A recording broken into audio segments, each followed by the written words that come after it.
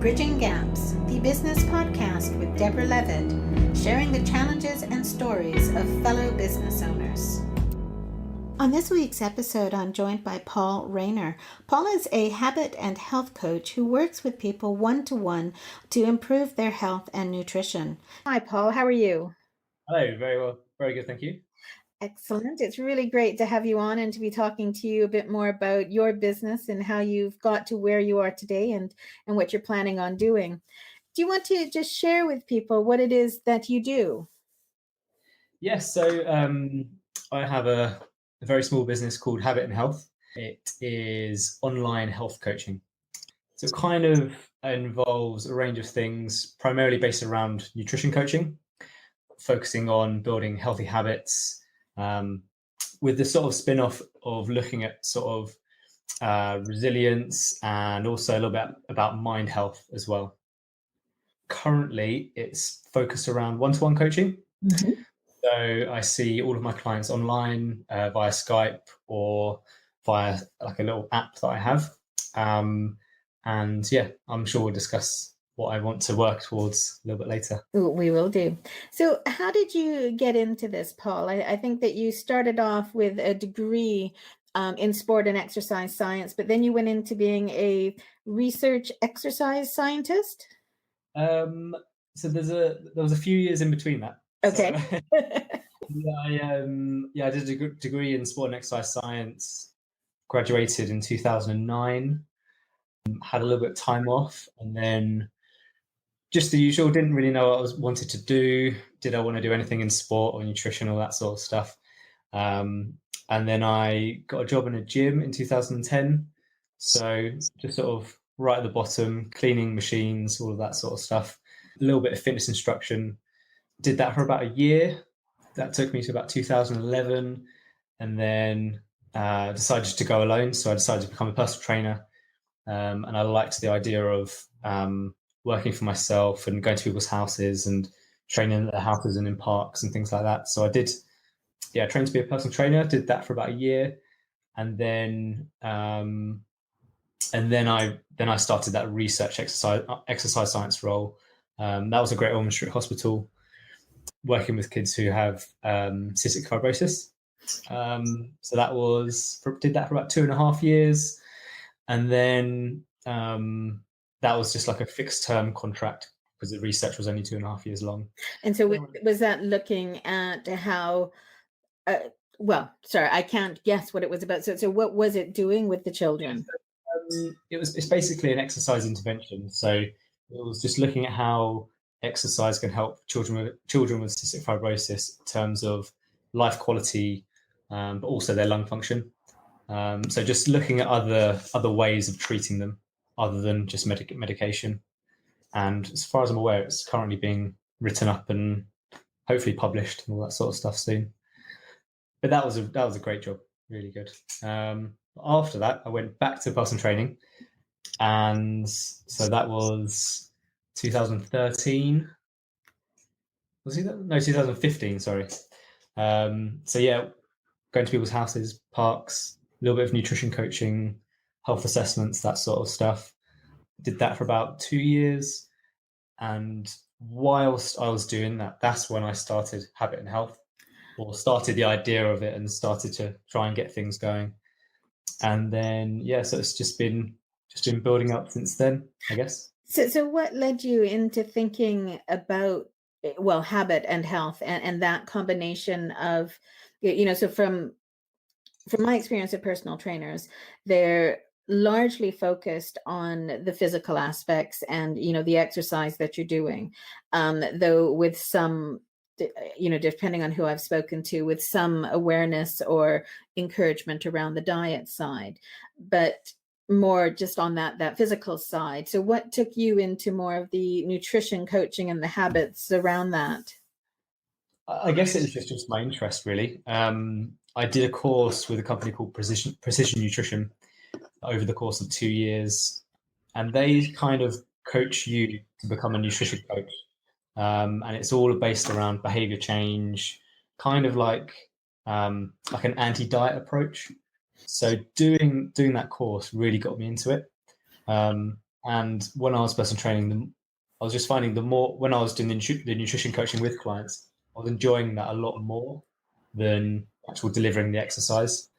So it kind of made sense to put my efforts into something else and see if that would work. And is it something that you've struggled with personally? Have you found, I know that, looking at you now, that you're very fit and healthy, that you've done, and I think possibly still do some modeling. And, so first impression would be that nutrition and health isn't something that you've personally been challenged with, but is there anything that you've found challenging yourself? I think everyone can have challenges for food. Everyone, regardless of how they look. But to be honest, I don't have one of those regular stories, or I've had all of these challenges and I've come through them, and now I've started a company to help other people. Unfortunately, I'd love to have that story, but I don't. I think it's better not to have that story. Yeah, but yeah, I guess pretty much since I started getting into fitness instructing about 8 years ago, it's really just been a learning process. So I'd say in my uni days and before fitness instructing, before I started learning things, I wasn't eating very well. I wasn't eating particularly healthy. But over the course of 8 years, I've just gradually learnt more and I guess found a way that works for me. Just kind of fits in with my lifestyle, that sort of thing. And do you practice what you preach? Do you use a lot of the habits and the guidance that you give to people? Definitely. Yeah, of course. I mean, in that respect, I'd be a hypocrite if I didn't. Um, yeah, and I think the way to think about habits is that they're kind of a vehicle to start with. So with some things like maybe even just my diet and health eating, I don't really think of them as habits anymore because they do become second nature over time, over the years. But I think they're a good starting point for people, rather than giving people like a fixed diet approach. I think changing small things, working on habits helps a lot better, and it certainly helped for me. So yeah, I guess in the past I would have changed my breakfast slightly, just focused on that for like a few months, and then worked on something else. And I know, so just for people who are listening, I am actually working with Paul. He was introduced to me by another person that I interviewed fairly recently as well. And one of the things that I actually like about it is the fact that we're working on fairly small habits. They're nothing. If you looked at them individually, to me, there's nothing life shattering or earth shattering, I think is the phrase, about it. But I can see things starting to change.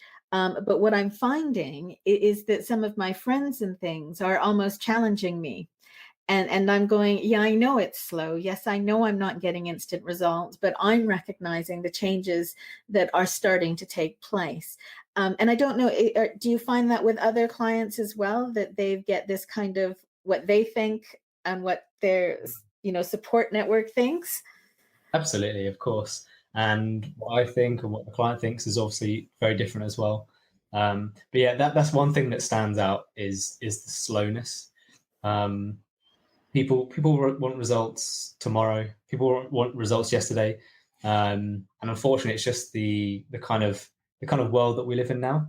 We can get whatever we want this week, but unfortunately, changing those sort of. I mean, I'm not saying people can't get results in very short amounts of time, but what I'm saying is that to get good results that last for a long period of time requires hard, consistent work, even if that is slow and steady and easy as you're going along. But yeah, no, it's definitely something that comes up quite a lot. But I've seen it work. I've seen it work really well in so many clients.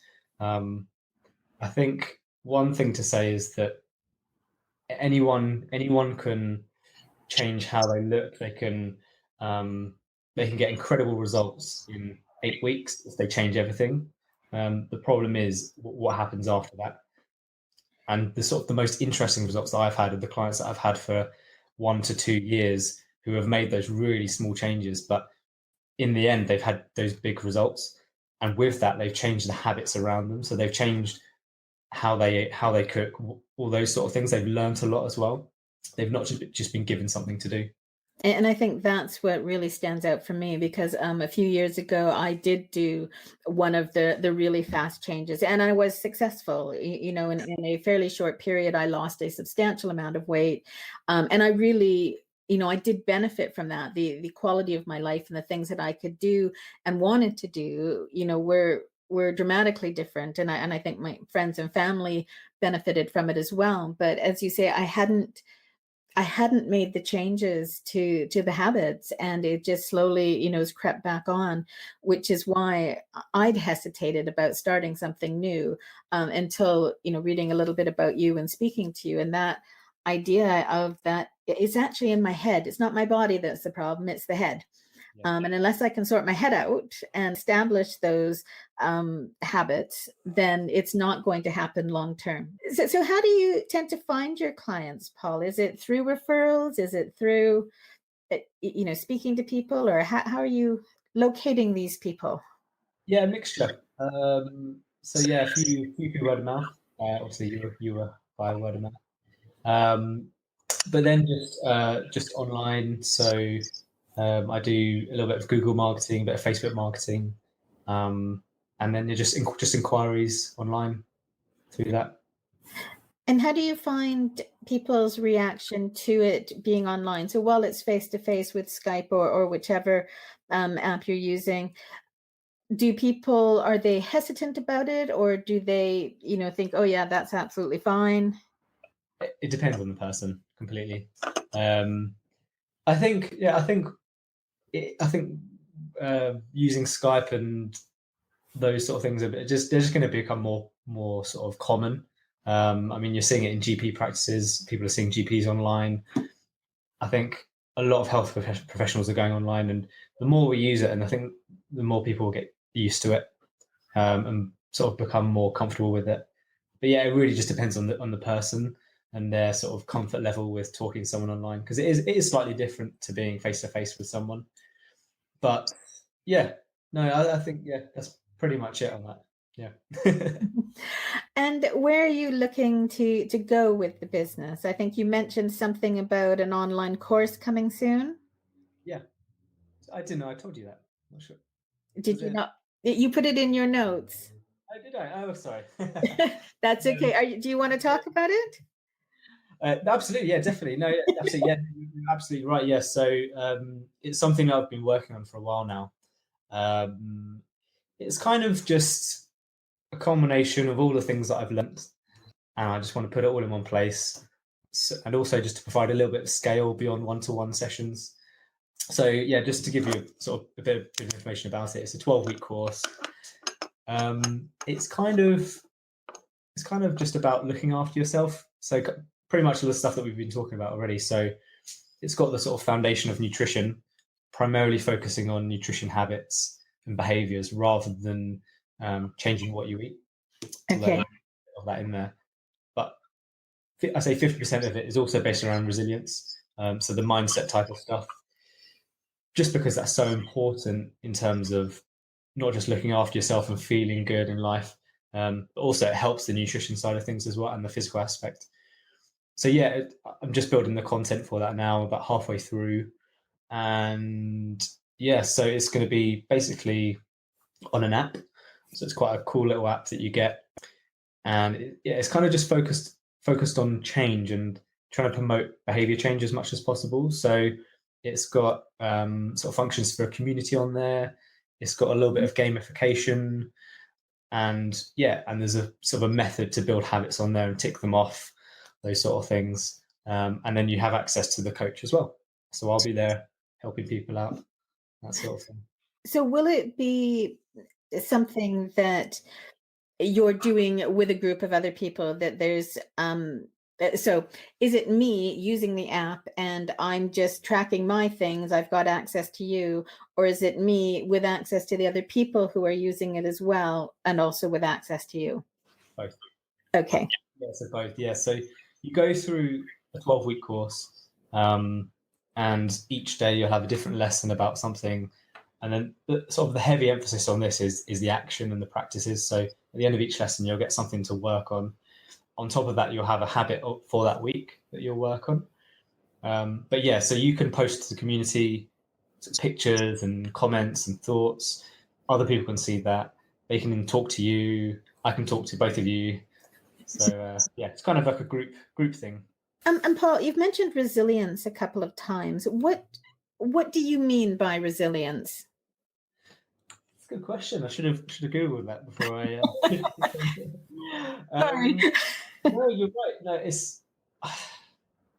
I guess it's being resilient is again with me. It's all about prevention. So it's having that resilience to not let things boil over in terms of anxiety, depression, stress. So I guess those sort of critical things, and having sort of that healthy mindset, or even just strategies to help you be a more resilient person. So yeah, you can be more resilient through what you eat, through exercise, through mindfulness, or even just your attitude and the way you think. And I think, yeah, I think that those are all really important things in terms of resilience. Okay. Yeah, and I know one of the things that you always do to me is when we start our sessions is that I'm quite often going, "Oh my God, it's all been horrible," and you're always going, "Well, what was good?" I mean, as humans, we have a negativity bias. I'm sure we talked about this already, but yeah, we tend to err towards the negativity, and it's just natural. It's just natural, and the more we can focus on bright spots, positive things, not only will we feel a little bit better, but we'll probably take a bit more action as well. So the more we can do that, the better. Yeah, and I know I've definitely found that when I'm doing something or I've done something and I feel better for it and want to do more, it does, as you say, lead you to what is it? Success breeds success. I'm not sure that's the saying I was going for, but I think it works. Right. So with the training and the course, are you looking to remain, I guess, yourself? I mean, just one person, but working with some groups, working with some individuals as well, or do you have plans or goals to go wider in the coaching world? Yeah, it's definitely a goal to grow bigger, and I'm not saying huge, but I think it'll be great to get to a point where I could get like a freelance coach. If the group's got big enough to have another coach on there as well helping me, or even just have separate groups. Mm-hmm. Yeah, getting to a point where I could have 2 or 3 coaches, that would be awesome. I really like that. Give you the benefit of helping more people. Exactly. Yeah, Yeah. that's definitely. And do you find that the habits that you're teaching around nutrition and health, that they're applicable to other areas of people's lives? What do you mean? What other areas? I think just generally it's maybe not the specific habit itself, but the idea of the habit and a small change towards them. So either in their business or, really any other area. So, do you mean that you could apply the sort of the framework and the structure to other things? Yes, and the way that you're applying them. So while the habit itself might be different, the structure, as you say, is the same. One other thing, Paul, can you not click the pen? Sorry, I'll put the pen down. It comes through really strongly, so I know when somebody's listening to it, they'll be thinking, "What's that noise?" Thinking pen. Yeah, sorry, the pen's away. Can't think now. My thinking pen. Sorry, I'll repeat that bit again. So it's about applying the habit, and the as you said, the framework and the structure, Yeah. and applying that structure to other aspects of somebody's life, whether it's their work life or whatever it is. Sure. Absolutely. I think anything. I think you could apply it to anything. Yeah, you could put in your business goals, and then you could break down all the habits into step ladders. I think the principles they're principles really. So I think they can apply to anything. So yeah, the key ones for building habits would be focusing on step ladders. So those would be the small habits that they're challenging, but they're very achievable and they're easy. And then those sort of small chunks end up at the goal. And I think one of the sort of, well, obviously you get business coaches as well, so the coach for accountability, but also adding the community aspect helps with accountability as well. So yeah, I think you could apply it to anything. Well, and it's something I've noticed as you and I have been talking together, that some of the things you tell me, I think it's kind of ironic because it's stuff that I tell clients. And yet my ability to apply it to myself and my, sort of personal well-being, it doesn't seem to make the translation. So as you're saying it, I'm thinking, okay, yeah, I suppose I should have been able to figure that one out. But I guess it's sometimes having somebody else help you to actually see what might actually be right in front of you, but you can no longer see it. You're so used to it. It's so true. Yeah, so true. And I think that's kind of the moral of the story with kind of the state of fitness and health and well-being is we've all got so much information. We all know everything. We all know the best way to eat. We all know what to do. It's just doing it. And where possible, yeah, I think action and practice and experimentation are far more important and equally as difficult. So we need to try and think of ways to increase action, increase practice, so we can actually do things and actually make the changes. So yeah, accountability, having a coach, having a community, trying to think of those principles that can help you take action, because without action, nothing changes, unfortunately. Everyone's an expert on diets and nutrition now, but you're not necessarily an expert if you haven't got the experience with it, and you're not going to change if you don't take action. And it's something that I spoke in when I was speaking to a business coach, actually. And I said, I didn't want to sound, arrogant or a know-it-all, but I know what I need to do. So knowing what you need to do is one thing, because as you say, we've got all of this information, but taking that action, doing it, and continuing to do it as well is the really challenging bit. Definitely. No, you're right. Yeah, you can do it. Yeah, you can do it for a short time, but the consistency is really key. Definitely. So, well, from a business perspective, have you found in terms of, setting up your own business? So you were in the gym initially, then you went into the research exercise scientist, and then you went, back into personal training before you moved into this area. So you haven't really been in a lot of people I speak to have come from a corporate background and have come out of corporate and started up, but you haven't really gone through that transition, but you have made a transition to what you're doing now. So I'm just wondering how you found those changes in your career as you've gone along. Yeah, that's a good question. I've had a lot of jobs since I started working at 15 years old. I've had a lot of jobs, and I do struggle with. I probably should say this, I do struggle with staying in a job, like an office job or that sort of thing. So yeah, I think the reason that I'm attracted to this sort of thing and personal training, working for myself, is I think you can be more creative. I think there's just that element of creativity. Even working as a freelance personal trainer for myself. At the end of the day, I have to get clients, otherwise the bills don't get paid, and I have to do everything. And I do like that. So yeah, I think I think I've worked out over the years that I just enjoy working for myself, and especially with one-to-one coaching, every conversation is different, and every client is different as well. So yeah, it's one thing that's held me the longest, definitely.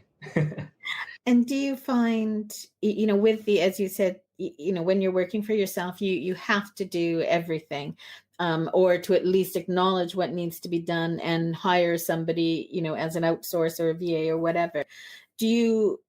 Has that just evolved for you into knowing about doing things like social media, or do they play fairly small parts in your business life?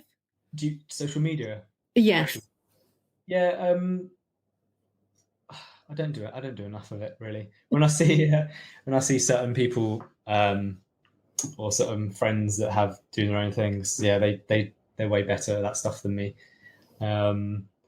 Yeah, I think we're all guilty of focusing on certain things more than others, definitely. And this is a case. This is a case in point of knowing what you need to do, but not necessarily doing it.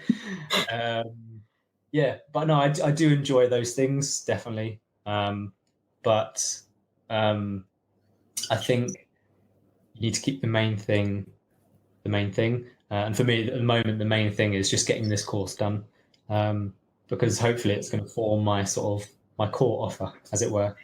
So yeah, I'd like to get that done, and that's my sort of focus at the moment. Well, and I know that a lot of coaches as well, of all different types of coaching, is start off with something which is online, which is a group, and then they have, other offers which are the one-to-one, and which give them that balance between being able to reach more people, but equally still being able to work on a more intimate, a closer relationship one-to-one, which is also very rewarding. That's exactly, and that's the kind of the balance that I'm going for. Is yeah, the balance between those two things, definitely. So what do you, from a business perspective, what have you had any particular challenges? So for me, when I started, I wasn't necessarily clear about what I was offering. I didn't, I kind of came out of my contracting life and was like, I'll just do this. And it took a lot for me to figure out who I was targeting and what I was trying to offer them. And even now that continues to evolve. So for me, that was a challenge. And networking as well was a big challenge in terms of trying to find clients. Um, so have you had, not necessarily those, but have you found, certain things challenging or continuing to find them challenging from a business side? Yeah, I think actually what you said there in terms of like knowing who to target and that sort of thing, and as you said, they're a constant challenge. It's ongoing more than it's just that was a big thing that happened and nothing after. But yeah, I think initially it was just it was sort of having the idea in my head and then just committing to it. I think that was for me that was one of the biggest things was yeah, it's just having that commitment to go from personal training to this, or even just obviously transitioning over a year or so, and just saying because you kind of think in your head this should be a good idea. There's other people doing it, but actually committing and going for it was just a challenge in itself. And buying the domain and starting to get clients and that sort of thing, yeah, it's definitely a challenge for sure. It's difficult sometimes, isn't it, when you think that you know what you want to do, but making that leap, especially if you're in something that is working, that is paying the bills and is giving you a level of satisfaction, whether it's exactly where you want to be or not. It's Yeah, and it's true. And I guess when I was in London as a personal trainer for myself, I really really enjoyed it, and yeah, I got a lot of satisfaction from it. And it was kind of just sort of thinking about why why do I want to do that? Why do I want to do this when I have a great life? I really enjoy myself, and I have a great job and great business or whatever. Um, why am I trying to do this next thing? But yeah, I think it's more just ongoing challenges rather than any sort of big crazy things. Because it's just me. It's just those ongoing things of will this work, or what do I want to do next, or getting clients, or how can I get clients in a different way? Those sort of things. and do you see yourself as an entrepreneur, or do you see yourself as just somebody who is looking for ways to earn money that fit with what you like doing and what you're good at? Probably the latter, I'd say. I think I don't know if there's a definition of entrepreneur, but I think until I get beyond one-to-one sessions, I don't think I'd feel like one. So maybe, yeah, if I get this course going and it generates some business, then I'll start feeling a bit more entrepreneurial, I think. Well, it's funny because the reason I asked was that it does, to me, where you're saying, you were doing the personal training that was successful, and then it wasn't a question of it not being successful or you being unhappy with it, but you wanted a new challenge. And that's what made me think of whether that is, I think everybody's an entrepreneur if they're running their own business in some, way, shape, or form. But I think that need or desire to keep starting new things and developing those is something that for me resonates as an entrepreneur. And that's what triggered the question. Yeah, no, that's I suppose if that's the definition of it, then yes. It's my definition. Okay. I'll take that. Yeah. Well, I don't know what Google has to say on the matter. I definitely like starting new things and working on different things, and I'm just trying to spend more time on doing one thing at a time, focusing, and then I can move on if I need to. Yes, if you've got something established. So what about something that comes up a lot for people is actually the loneliness aspect of it. So, the fact that they're working by themselves, and even if they're working, as a coach and they're working with other people, that's a business relationship, a client relationship. And having those people around to bounce ideas off of, to just have a, vent if you need to, or to get ideas and insights, can be challenging if you're working from home. And as you said, you do a lot of your coaching online. Have you, do you find any of that, or do you have ways of dealing with making sure you get the interaction you need? Yes, I've had a few people say that, and especially when I was in London, just working for myself as a PT, a lot of friends would say, "Oh, I couldn't do that. I couldn't work from home by myself," all that sort of thing. But it's never really been an issue for me. I guess I'm partly introverted, which helps. I'm quite a thinky person, which I guess helps as well. But yeah, I think I'm quite good with my personal well-being, so I do other things to keep me sane. So I meditate, I exercise, I get outdoors, those things. But when I was in London, one thing that did help was having a couple of friends who worked for themselves as well. So particularly one who I'd see most weeks, like every week for brunch, and have a good catch up.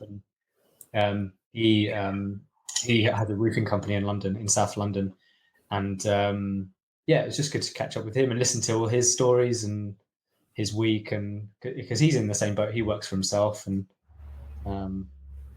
so it's never really bothered me. No, which is absolutely fantastic, because a number of people that I've spoken to have have experienced it and have found that is the major challenge, is that the idea of working for yourself is kind of, rose-colored glasses. It's all wonderful, and I can just go out and all I'm going to do is train people.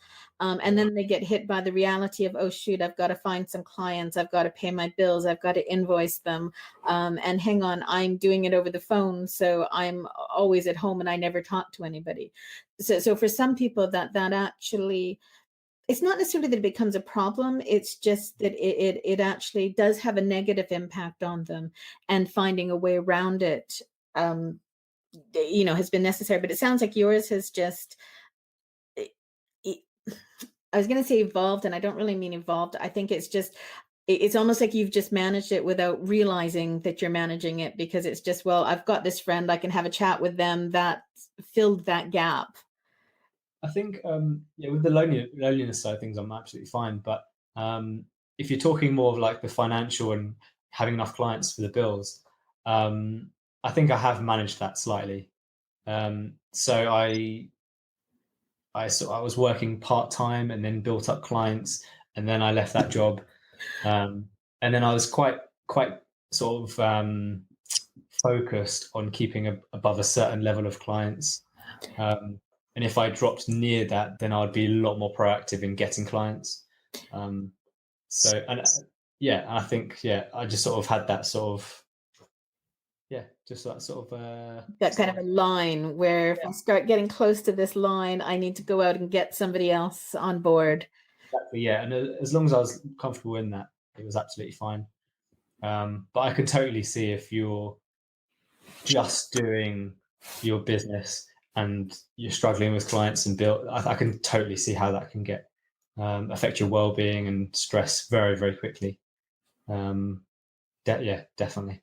And you talked a little bit about your well-being and what you do to look after yourself. Do you want to just talk a little bit more about how you, well, what you do, and also how you make sure that you are making time for yourself? Because again, for a lot of people that I've spoken to, that actually requires quite a bit of focus. And and I guess I'm just curious, as it's your job, does it naturally flow into your life as well, or do you have to put those habits in place?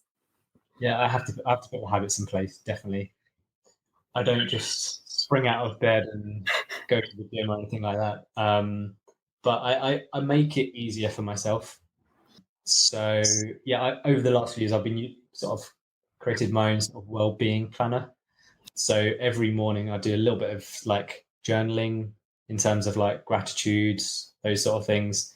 But also I create a little section of like movement, mind, and then relaxation. So they're just tick boxes. So I just tick it off if I've done it for the day, and if I haven't, then I know that I've not done it. So it's just that sort of very small accountability to myself and my well-being planner. So yeah, I try and do like a 15-20 minute meditation on Headspace every day. I've got some gym equipment in my garage, which means I don't have to go to a gym or go elsewhere to exercise. Try and do that for half an hour to an hour every day, and then something relaxing in the evening. So a bath or a little bit of stretching. So just little things that you know how to do them. Sorry, not how, but you know how you can fit them in easily. And with the accountability bit, with the the checklist of the three areas, do you, if you haven't done it that day, is it just a reminder of, oh, okay, hang on, I missed today, I need to try and make sure I do that tomorrow? It's just a little. Absolutely, yeah. It's just I mean, some days I don't even fill the page out. It's just a different page. I put the date at the top. I do it all from scratch, and often there's days I miss 2 days, and I'm like, I know that I've missed those 2 days. It doesn't mean I've not exercised, but it probably does mean that I've not done any meditation or I've not done the journaling, those sort of things. So it's more just of a reminder for myself, rather than beating myself up and saying, "Oh, you're rubbish. You missed that day. You ruined the week." You might just as well give up on the rest of the week and start on Monday. Start January next year. No, it's just tracking for me, and also with the journaling, I can look back as well. So I can look back at a month ago and see what I was grateful for or what I was thinking about a little bit more. It's really interesting, because one of the things that I've realized as I'm doing these interviews is one of the common themes that has come out, which I really wasn't expecting, was the number of people, men and women, who are doing some sort of gratitude, whether it's in a journal or however they're capturing it, or if they're just thinking about it. And it just, well, it hadn't crossed my mind that there would be so many people doing it, and that it would be enough at the fore of their mind that they would be mentioning it, if you know what I mean. So I think it is really interesting that people are across the board, different businesses, different countries, different genders, all finding that really makes a difference. Yeah, it's interesting. Yeah, well, I guess because it works, and I think these sort of positive psychology habits are becoming a bit more popular, slightly more mainstream, I guess, which is a good thing. Yeah, and I think, because I noticed back at the beginning of this year that, and I didn't think of it as gratitude. I thought of it more as a moment of joy, basically, where I'd realized that, and it is the silliest thing. The keyboard on my computer was not working, and I ordered a new one, and I got this one. Right. Yeah. Now, this was, I don't know, £16.67. This is not a huge expensive thing. But for some reason, when it arrived and I got it out and I tried it with my computer, one, it worked. And two, it makes a clackety clack noise. I really like this clackety clack noise. No idea why, but it just made me realize that in that moment when I was trying it and I was typing on it, that it was a moment of joy. And it was only small, but that we can really miss those little moments. And if you look back, you just think, oh yeah, I got a new keyboard, this happened, this happened. And so I tried really hard for a little while I tried posting it. And now I just tend to think about it, but to really notice, okay, what was or were those little moments of joy in the day that just remind you that, yeah, these were small things, but, and I appreciate some people might think I'm weird in terms of liking the clackety clack noise. We all like very strange things. Don't worry about that. So, no, you're absolutely right. Yeah, I think we live in such a sort of a busy world at the moment. We don't stop and appreciate what's good. And even if there is that cup of coffee in the morning, you know, those very, very small things. But you know, if we can't appreciate life, what's the point? Really, I suppose.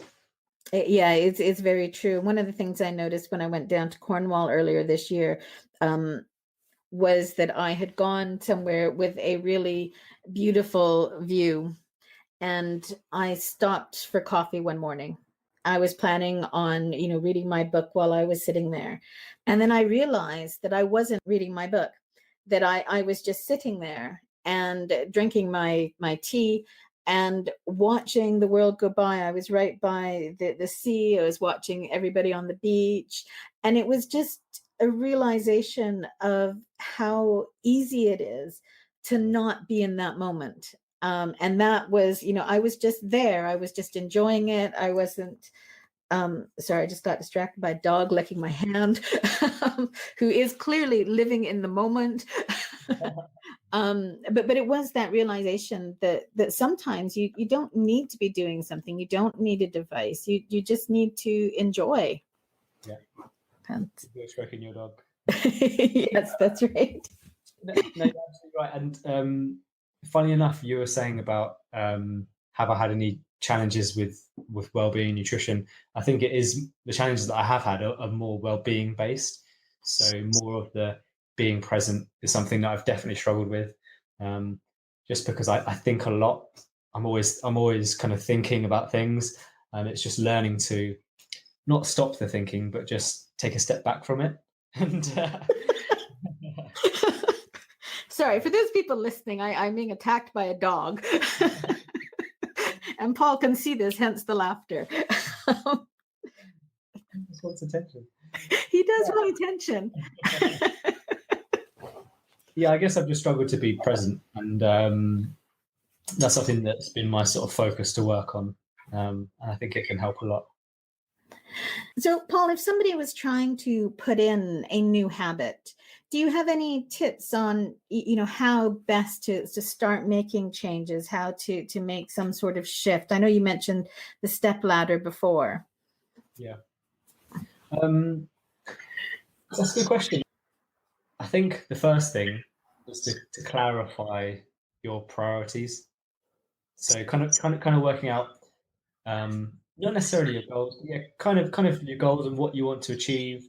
Then think about why. So why do you actually want to achieve that? And then maybe ask yourself why 2 or 3 more times, and trying to get to that sort of meaningful reason to why you want to achieve your goals. And then it really depends on the person. So I recommend sort of 2 weekly goals. So doing a habit for 2 weeks. So something small, simple, something that you're very confident you can do, but is still maybe a bit of a challenge. So it might be having a bit more protein at breakfast, or for someone a bit more advanced, they might change the whole breakfast. It might be exercising for 15 minutes 3 times a week, those sort of things. But yeah, something small, simple, and something you can maybe tick off each day for 2 weeks. At the end of the 2 weeks, you can kind of just assess how it's gone. Do you want to advance it? Do you want to make it easier, or do you want to do something completely different? So yeah, I'd say focus on it for 2 weeks. Any longer, and you might just get a little bit bored, a bit distracted. Any shorter, and it's probably not enough time to get the feel for that habit. So yeah, I'd say 2 weeks, one habit, just nice and simple. So really not setting yourself the goal of something that is really difficult and really in complete contrast to what you do today. It's being realistic about it and giving yourself a high probability of success. I mean, this is something that I wouldn't say troubled with, but that's quite a strong word. But yeah, I mean, it depends on the circumstance. There are times when, I mean, I'd say most people just need to focus on small things that are realistic and they can achieve, and they can get those small wins where they've achieved those goals each day for 2 weeks, and then they feel good and they can move on. Obviously, there are going to be times where with the certain people who will set big goals and they need big goals to drive them. So it's just, I guess, it's trying to work out who you are and what works for you first and foremost. Yeah, more so than the structure, I'd say. Yeah, no, and I agree with that because, I know that I'm somebody who is better with small goals and is better with achieving. Um, but I know other people who need that big goal and need almost that impossible challenge to feel that they rise to it. Whereas I'd rather have the impossible challenge broken down into little teeny steps that then get me to it, as opposed to just oh my God, I'll never be able to do that challenge. Absolutely, yeah, and I totally agree with that. I think if you can set a big, exciting goal that means something to you, I think that's great. And if you can break that down into those smaller steps, those step ladders, even if that's 6 months or 2 years, I think that's probably the best combination. So a nice balanced approach to it. Yeah, that's right. Yeah. So Paul, one of the other things I just wanted to touch on is you've also written a book, and I think it's a guide to being an outdoor trainer. Is that Yeah, right? yeah, that's right. Yeah. So when did you write that, and what made you decide to put that together? Um, yeah, I can't remember when I wrote it. That's a good question. It was probably 2014, at a guess, maybe. Okay. But I think I'd been an outdoor personal trainer for quite a while, and it's just one of those things that I wanted to, not for like a business perspective to make money or anything, but it's just something I want to do. So I did it. I think I just kind of wanted to put all my experience to paper, I guess. And if anyone got any benefit from it, then that would just be a bonus. Really, it wasn't. I'm going to quit personal training, and then this book's gonna make me rich. So it was more about just sharing that you don't have to be locked in a gym. You can actually do the training outside and the benefits of doing that. Is that? Really, yeah, and I think it came down to that. Yeah, I think when you're a fitness instructor or you're training to be a personal trainer, the direction that you're pointed towards is the gym, and that just didn't. I've never worked as a personal trainer in a gym, and it just didn't appeal to me. And there was nothing like that available in terms of just a small guide about how you could do it yourself Mhm. in people's houses. Just those little things that you learn over the years doing it. It was kind of something that I wish I'd had when I first started. One of those, if only I'd known. Yeah, kind of, yeah. I mean, we've got to fail and experience ourselves. Anyway, it's how you learn. But if you can cheat a little bit, then it's better. I'd say. Yeah, and I think it's also the balance is if you can read, various people's experiences on things, it's still then recognizing that that was their experience and not necessarily yours. So somebody was talking to me recently about, I don't know, I think it's the 5 o'clock club or something, where the idea is that you get up at 5 a.m. every day and you do, all of these things. And I remember just looking and I said, do you know what? That's not me. And I appreciate that works for certain people, but I have no desire to be up at 5 o'clock doing things. I'm not productive early in the morning, and I don't think I ever have been. So I think it's recognizing that while you can take things from, whether it's somebody's book, whether it's somebody else's experience, it's then taking what makes sense and works for you. Absolutely, yeah, and I think that goes the same with any sort of self-help book, is just taking what works for you, or what you think might work for you, taking the good bits, I'd say. Because even though I think it's all good for someone else, it's just fine. Well, I'm not going to become an outside trainer, so I can't really comment on it, at least not in the moment anyway. You'll count that as a real success, won't you? So, Paul, thank you very much. Just before we wrap up, is there anything that you want to say or that you'd like to say to anybody who's listening, whether it's just a tip, whether it's how to get hold of you, whatever you'd like? I hadn't really thought this enough. Not really. I mean, if you want to find out any more about Habit and Health, just go to habitandhealth.com. At the moment, we're offering one-to-one training. It's all online, nutrition coaching, health coaching, based around behaviors and habits. And then hopefully my goal by the end of the summer / autumn time is to have my Look After Yourself course up and running. So it's the 12-week online course. That's excellent, Paul. Thank you very much. And thank you for making the time to join me today. Thank you very much. Cheers, Debra. Thank you. You've been listening to Debra Levitt on Bridging Gaps, the Business Podcast.